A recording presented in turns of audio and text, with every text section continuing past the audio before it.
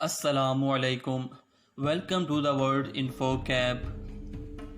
آج کی اس ویڈیو میں ہم آپ کو بتائیں گے امریکہ میں سرکاری سطح پر سیاہ فام لوگوں کی خرید و فروخت کا آغاز کب شروع ہوا، اور اس کے علاوہ ہم آپ کو بتائیں گے جب امریکہ غلاموں کی خرید و فروخت شروع کر رہا تھا اس وقت مسلمان کس قدر ترقی یافتہ ہو چکے تھے۔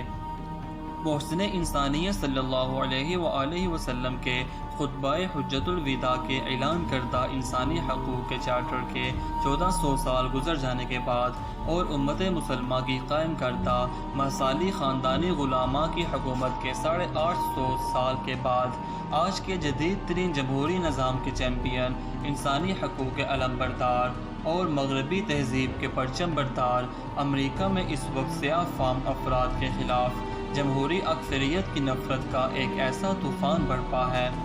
سڑکوں، گلیوں اور بازاروں میں کالے اور گورے کے درمیان صدیوں پرانی دبی ہوئی عصبیت آتش فشاں کی طرح ایسی پھوٹی ہے کہ اس نے انسانی حقوق، برابری اور جمہوری اخلاقیات کے چہرے سے نقاب اتار کر پھینک دیا ہے، اور اندر سے جمہوریت اور انسانی حقوق کے چیمپئن امریکہ کا مکروہ چہرہ عیاں ہو چکا ہے۔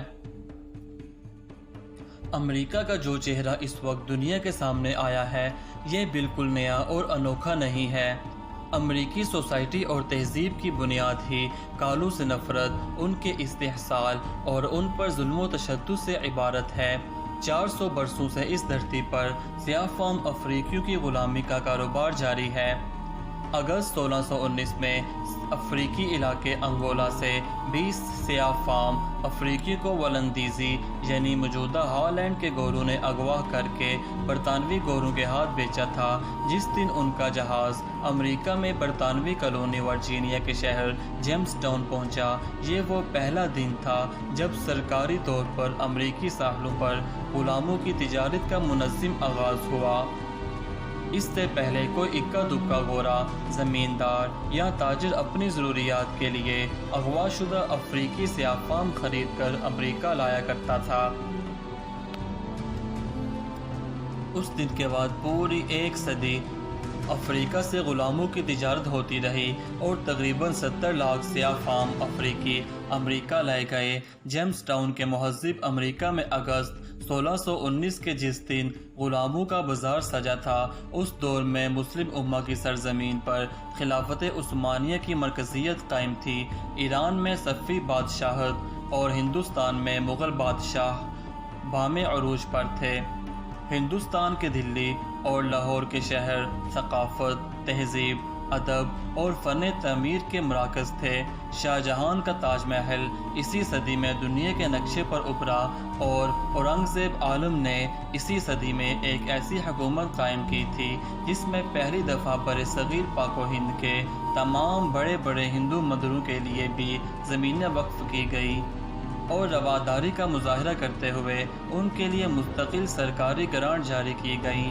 یہی نہیں بلکہ اورنگزیب عالم سے پہلے مسلمان اساتذہ اور ہندو اساتذہ کی تنخواہوں میں آدھے کا فرق تھا، اس نے ان دونوں کی تنخواہوں کو برابر کر دیا۔ اسی صدی میں مغرب کا فرانس غربت اور افلاس کا ایسا شکار تھا کہ لوئی 14 کے زمانے میں صرف پیرس شہر میں 6 لاکھ فقیر تھے۔